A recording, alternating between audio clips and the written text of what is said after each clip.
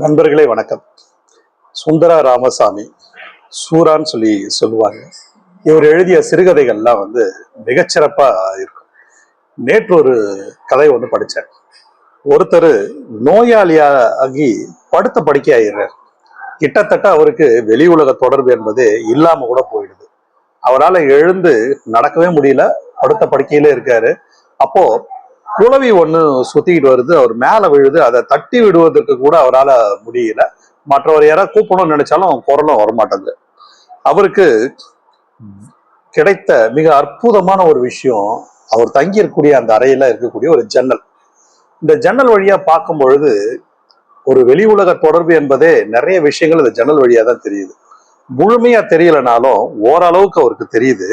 அதுல பாக்குறது 2 ரோஜா செடிகளை பாக்குறாரு. இந்த ரோஜா தினமும் பூத்து வருவதை அவர் கவனிக்கிறார். அடுத்ததா ஒரு காக்கை பள்ளிக்கூடம் சொல்ற மாதிரி காக்கை கூட்டத்தை அதன் வழியா பாக்குறாரு. பக்கத்து வீட்டுல இருக்கக்கூடிய வாழை மரம்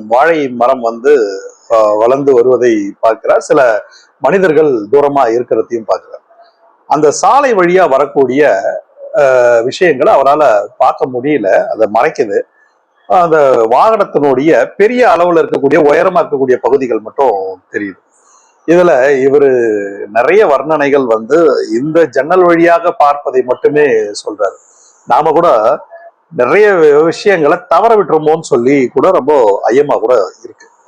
அப்போ இவர் அந்த சாலை வழியே வரும்போது பார்க்கும் பொழுது ஒருத்தர் ஒரு வைக்கோல் வண்டி, அந்த வைக்கோல் வண்டி மேல அந்த வைக்கோ போர் இருக்கு, அந்த மாட்டு வண்டியில வைக்க போர் மேல ஒருத்தர் உட்காந்துட்டு வர்றாரு.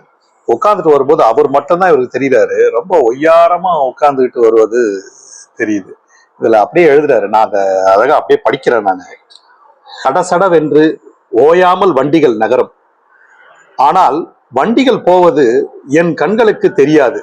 வைக்கோல் வண்டிகள் போனால் வைக்கோல் மட்டுமே தெரியும். சில சமயம் அதன் மேல் ஒருவன் நான் தாண்டா ராஜா என்கிற தோரணையில் வீற்றிருப்பான். உடம்பு சரியானதும் ஒரு நாள் வைக்கோல் வண்டியின் மேல் சவாரி போக வேண்டும் என்று நானும் தீர்மானித்துக் கொண்டேன். குத்தகைக்காரன் தானுமாவிடம் சொல்லி வைக்க வேண்டும் என்று சொன்னார். இது மாதிரியான ஒரு அந்த ஜன்னல் வழியாக அவர் பெறக்கூடிய அந்த அனுபவங்கள் மிகச்சிறப்பாக, அவருக்கான ஒரே வடிகால் அந்த ஜன்னல் தான். அப்புறமா பின்னாடி என்ன ஆகுது, இந்த ஜன்னல் வழியாக என்னென்னலாம் பார்க்கறத பதிவு பண்ணிட்டே வராரு. அப்புறம் ஒரு நாள் ஜன்னல் வழியாக அடிக்கக்கூடிய காற்று உங்களுடைய உடம்ப ரொம்பவும் அசத்திடும்னு சொல்லிட்டு தூங்கிட்டு இருக்கும் பொழுதே ஒரு நாள் அந்த கட்டுல திருப்பி ஒரு வேற பக்கமா போட்டுறாங்க. அவருக்கு காலையில எழுந்து பாக்குறாரு, ஜன்னலே இல்ல, தெரியல.